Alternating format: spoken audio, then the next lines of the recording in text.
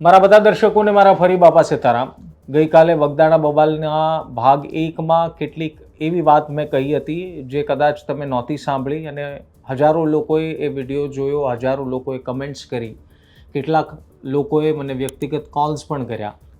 અને મેં ગઈકાલે કીધું હતું એમ આજે હું બગદાણા ટ્રસ્ટ અને ટ્રસ્ટીઓની કેટલીક એવી વાત કરવા આવ્યો છું જે કદાચ તમને ખબર નહીં હોય.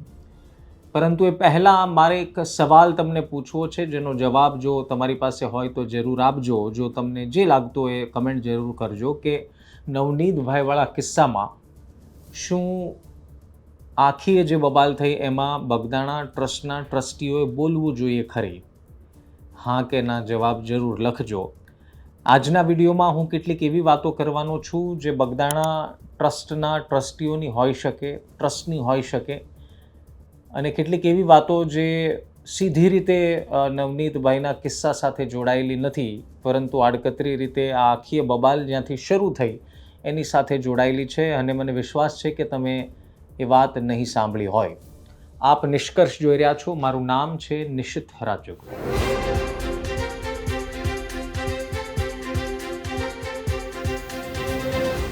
વિડીયોની શરૂઆત કરતાં પહેલાં હું એક વાત બહુ સ્પષ્ટપણે, બહુ હૃદયથી, બહુ દિલથી કહેવા માગું છું કે બગદાણા ટ્રસ્ટના તમામ ટ્રસ્ટીઓને મારા લાખ વંદન છે, અભિનંદન છે. કારણ કે કોઈ પણ ધાર્મિક સંસ્થાનના ટ્રસ્ટી બનવું એ કોઈ હોદ્દો નથી, પરંતુ ખૂબ મોટી જવાબદારીઓ હોય છે જ્યાં સમય આપવો પડે, તમારી નિષ્ઠાથી બજરંગદાસ બાપા કે જે પણ મંદિરના ટ્રસ્ટ હોય એમની સેવા કરવી પડે, અને ઘણું બધું પ્રેશર, ઘણું બધું જવાબદારીઓ હોય છે. એટલે ટ્રસ્ટીનો મતલબ માત્ર એક હોદ્દો નથી થતો. અને બખૂબી અત્યાર સુધી બગદાણા ટ્રસ્ટના જે કોઈ પણ ટ્રસ્ટી રહ્યા છે બખૂબી એમણે નિભાવી જાણ્યું છે.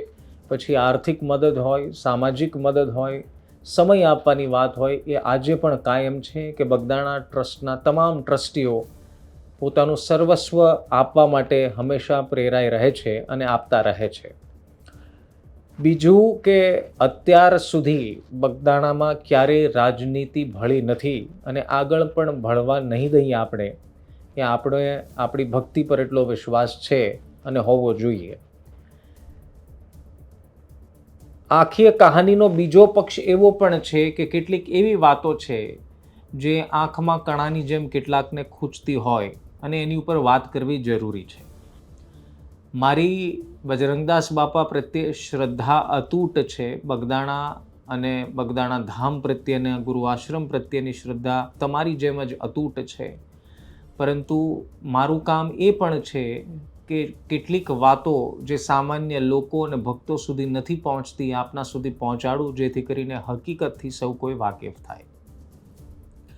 નવનીતભાઈ પર હુમલો થયો, એમને ન્યાય મળવો જોઈએ અને એની પ્રક્રિયા, કાયદાકીય પ્રક્રિયા ચાલી રહી છે. આ વાત નંબર 1 છે.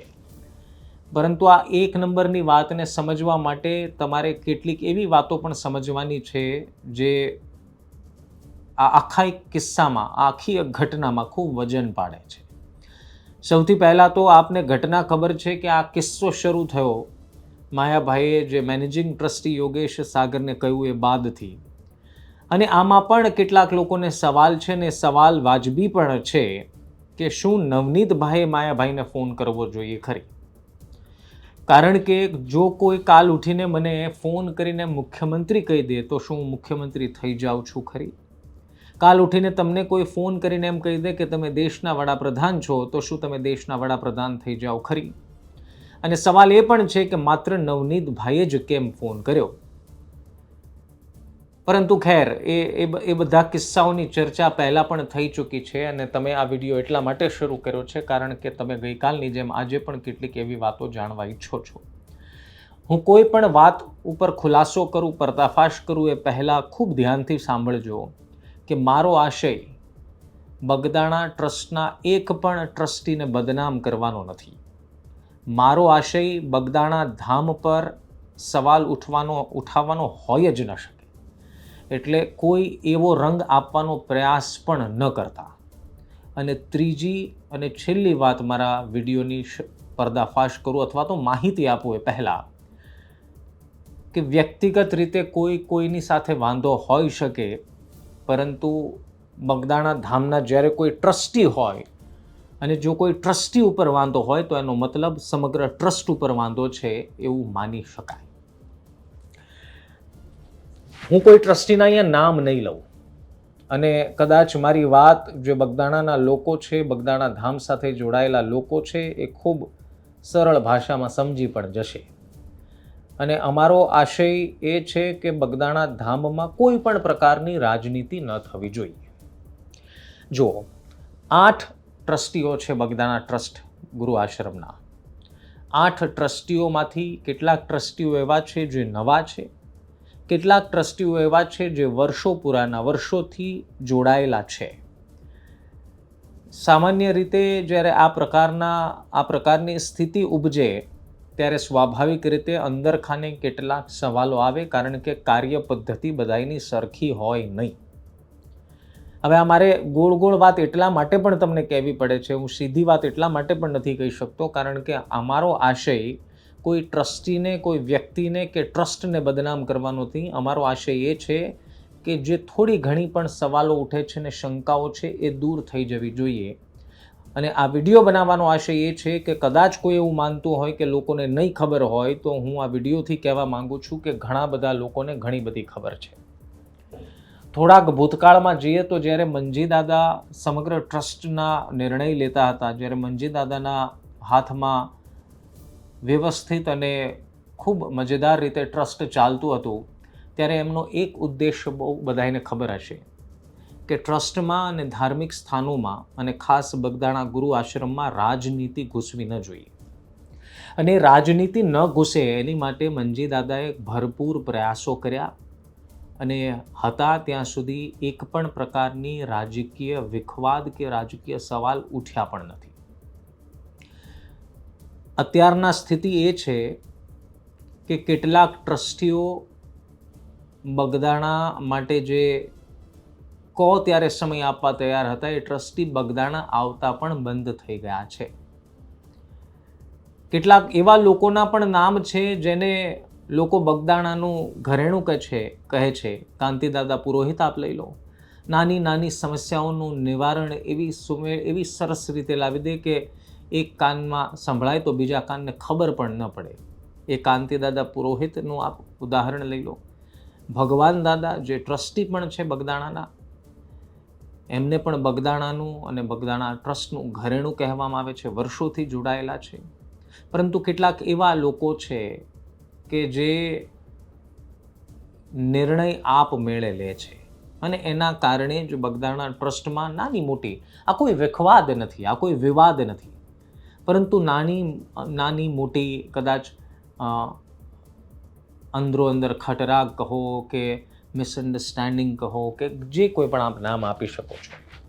મેં પણ એવા કિસ્સાઓ પણ સાંભળ્યા છે કે જે બગદાણા ગુરુ આશ્રમ લોકોને પ્રસાદી પીરસવા માટે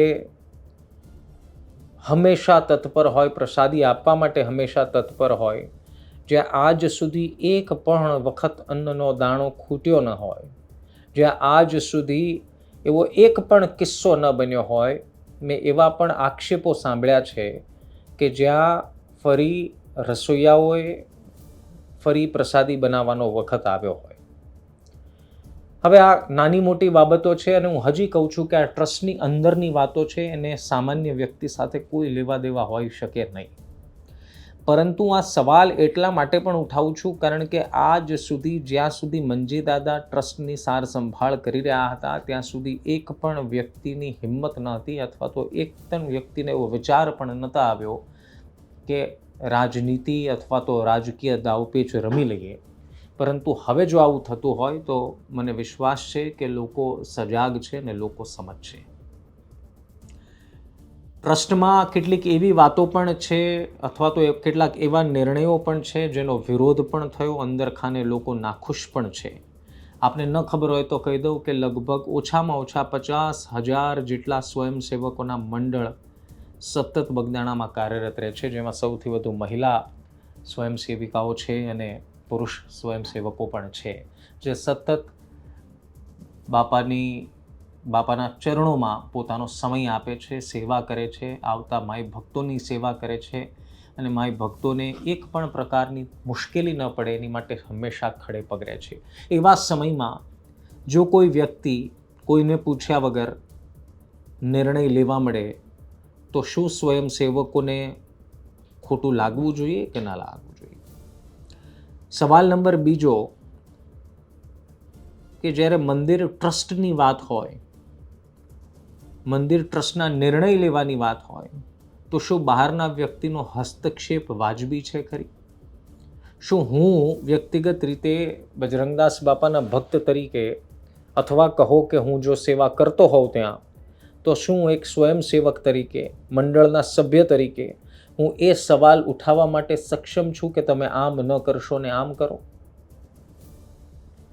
બગદાણામાં રહેતા, બગદાણા સાથે જોડાયેલા લોકોને પણ ખબર છે કે મંદિર પરિસરની બહાર વ્યવસ્થાઓ માટે જે પાથરણાવાળા બેસતા હતા એમને હટાવવા માટેની પણ એક વાત થઈ હતી અને એમને ન હટાવવા દેવા જોઈએ એવી રજૂઆત કરવા ખુદ નવનીતભાઈ પણ ગયેલા છે. જો કે એ બાદ ઘણા લોકોને એ આત્મજ્ઞાન થયું કે આ મંદિર પરિસરની વ્યવસ્થાની વાત છે, આમાં એ વાતનો વિરોધ ન હોઈ શકે અને એ બાદ ફરી એ પાથરણાવાળાને બેસવા દેવામાં આવ્યા.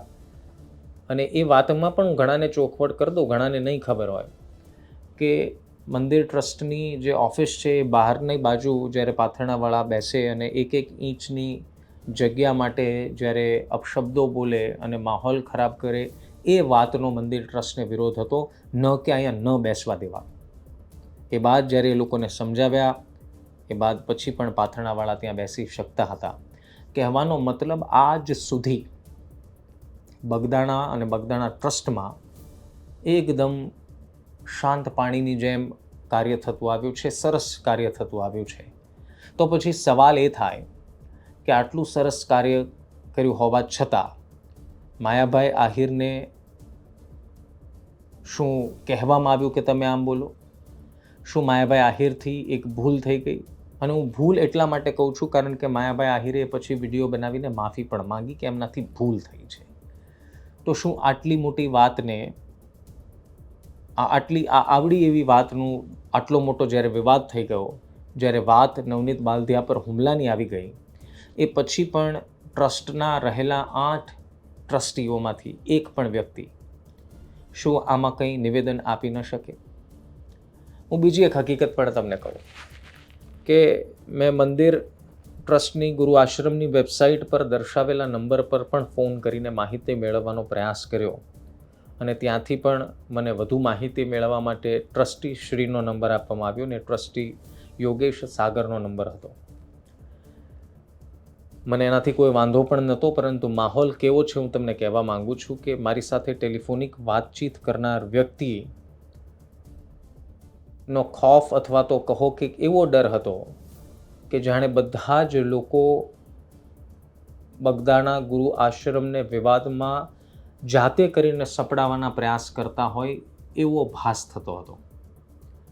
એમને એવો ડર હતો કે મેં કંઈક બીજી વાત માટે કોલ કર્યો છે ને હું ફોન રેકોર્ડ કરી રહ્યો છું અને મને એવું પણ કહેવામાં આવ્યું કે આપ પણ રેકોર્ડિંગ વાયરલ કરવા ઈચ્છો તો કરી શકો. ને મેં ત્યારબાદ કીધું કે ના, મેં એની માટે કોલ નથી કર્યો, મેં માહિતી માટે ફોન કર્યો હતો. પરંતુ ખેર, કહેવાનો મતલબ કે ટ્રસ્ટીઓની અંદર નાના મોટા ખટરાગ છે, એમાં કોઈ બેમત નથી.